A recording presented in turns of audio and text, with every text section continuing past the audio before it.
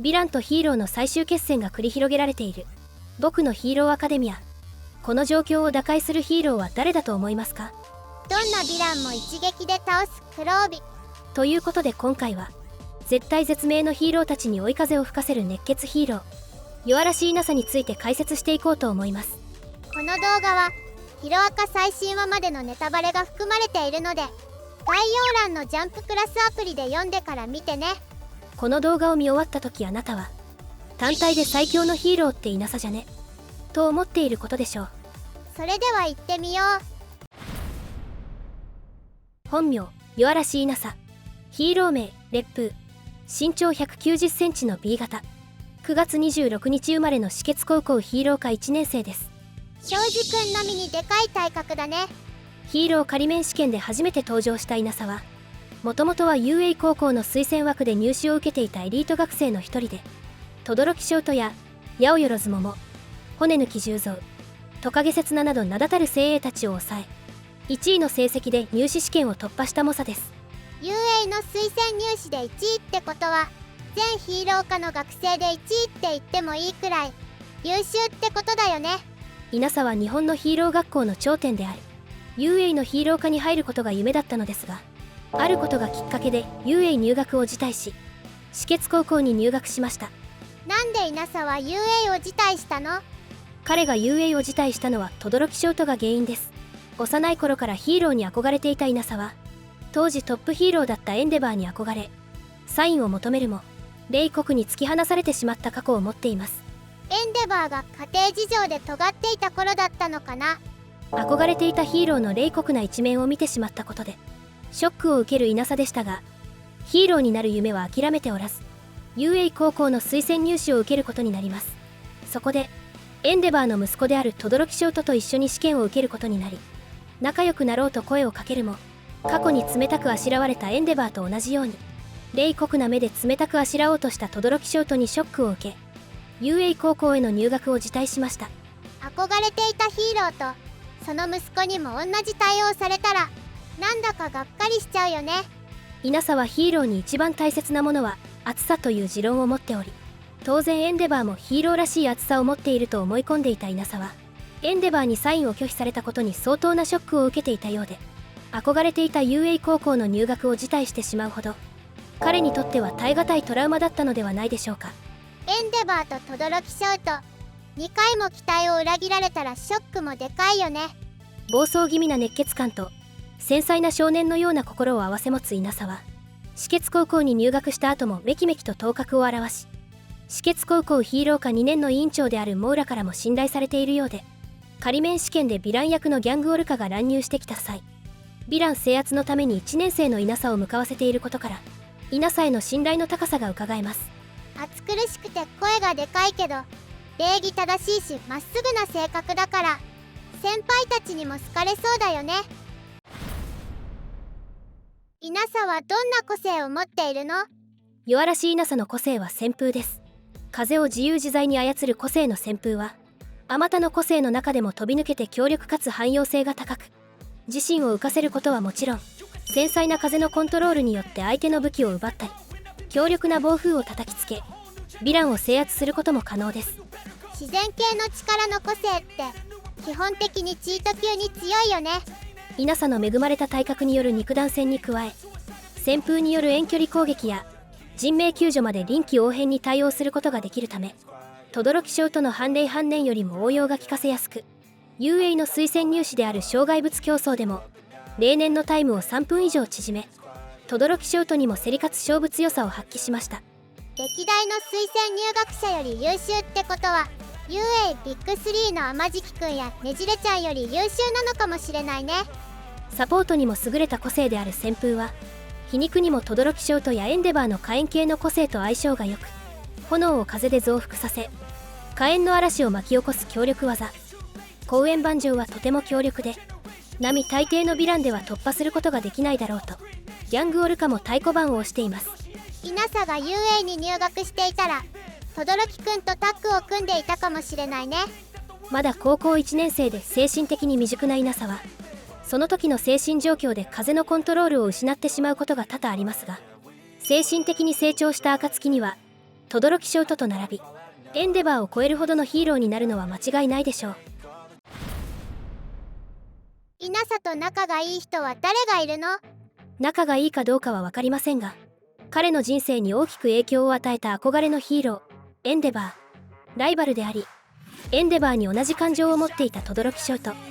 この2人は外せないでしょう。エンデバーとイナサはどういう関係だったの？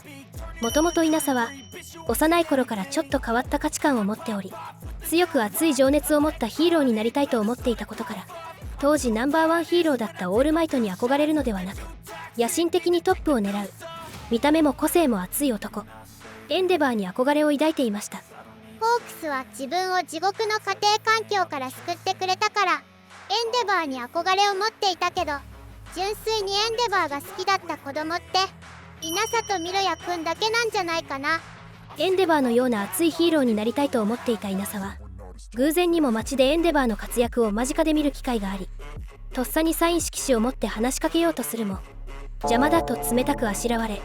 サインを拒否されてしまいます。ちょうどイナサがエンデバーにサインをもらいに行った10年くらい前は轟家でトウヤが死んでしまったくらいの時期だから、エンデバーもめちゃくちゃ精神がすさんでた時期だったんじゃないかな。それでも憧れていたヒーローに邪魔者扱いされるのは相当なトラウマになりそう。憧れていたエンデバーに裏切られたことで、エンデバーの出身校である UA への入学を蹴り、当てつけのように止血高校へ入学したイナサでしたが、変化していこうとするエンデバーの様子を見て自身の心を入れ替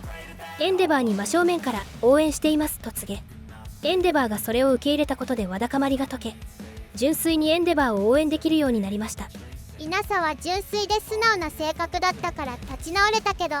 一歩間違えば第二のダビになってたかもしれないね。イナサと轟くんはどんな関係なの？この2人の関係は少し複雑で、一言で言えば同族嫌悪に近いです。同族嫌悪ってどういうこと？ 2人は UA 高校の推薦入試試験で出会いました。当時からエンデバーの息子として有名だった轟ショウトに対してエンデバーに嫌悪感を持っていたイナサでしたが、それでも大好きだったエンデバーの息子と一緒に試験を受けれることを喜んでいました。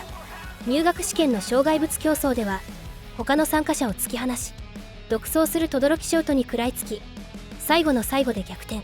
推薦入学試験1位の好成績を残したイナサでしたが、お互いの健闘をたたえ轟ショウトと仲良くなろうと近づいた際、エンデバーと同じ冷たい目をした轟ショウトに邪魔だと冷たくあしらわれてしまいます。せっかく過去のトラウマを飲み込もうと勇気出したのに、息子に全く同じことをされたら相当ショックだっただろうね。憧れていたヒーローに2度も裏切られたイナサは轟家自体を嫌悪するようになり、トップ通過した UA 入学を辞退、止血高校に進学することに決めました。イナサって山梨県出身だから関東寄りの UA の方が近いはずなのに、わざわざ遠い西の止血に入学するって相当腹が立ってたんだろうね。その後ヒーロー仮免試験で轟と再会したイナサは、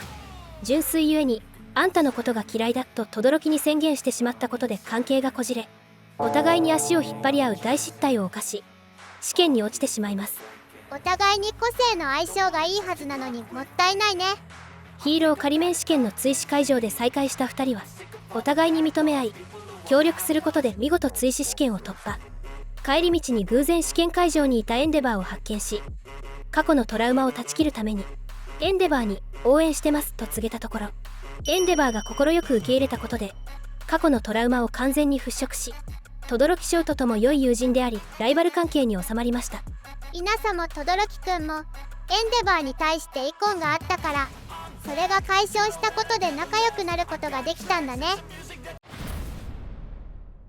最終決戦ではイナサは何をしているの？圧倒的戦力で攻め込んできたヴィランに対してモノマがコピーした黒霧の個性ワープゲートで分断し、日本各地でヴィランを撃破する作戦で対抗するヒーローたち。しかし黒霧が復活してしまったことで戦況が一変、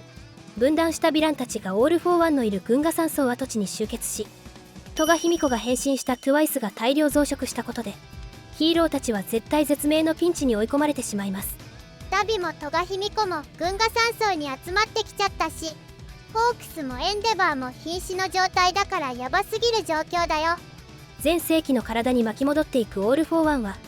信楽の体を完全に乗っ取るべく信楽がいる戦場へ向かおうとするも瀕死のホークスが立ちはだかりオール・フォー・ワンの行く手を阻みますが、風は僕に吹いていると笑みを浮かべホークスを殺害します。エンデバーも肺と片腕を失っているし、他に戦えるヒーローがいないから、ホークスがやられた時点で負け確定だよ。最後の希望がついえた状況に絶望するヒーローたちでしたが、その瞬間うつしみケミーのドッペルヤバゲンガーが発動。間一髪のところで救出されたホークスの前に、風は吹くもんじゃなくて吹かせるもんっすよと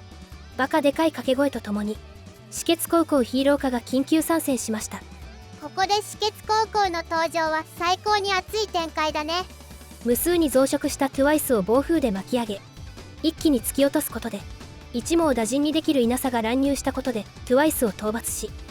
ダビの火炎を鎮火しつつエンデバーの火力を底上げすることが可能な稲佐の登場はヒーローたちにとって反撃ののろしになることは間違いないでしょう。稲佐の旋風、ケミーの幻惑、獅子倉先輩の精肉、全部の個性が制圧能力に特化した個性だから本当に逆転できるかもしれないね。ということで今回はヒーローたちに追い風を吹かす熱いヒーロー弱らしい稲佐について解説してきましたが、いかがだったでしょうか。この動画が1000いいねを超えたら止血高校の残りのヒーロー解説もやっていこうと思うので、いいねとチャンネル登録よろしくね。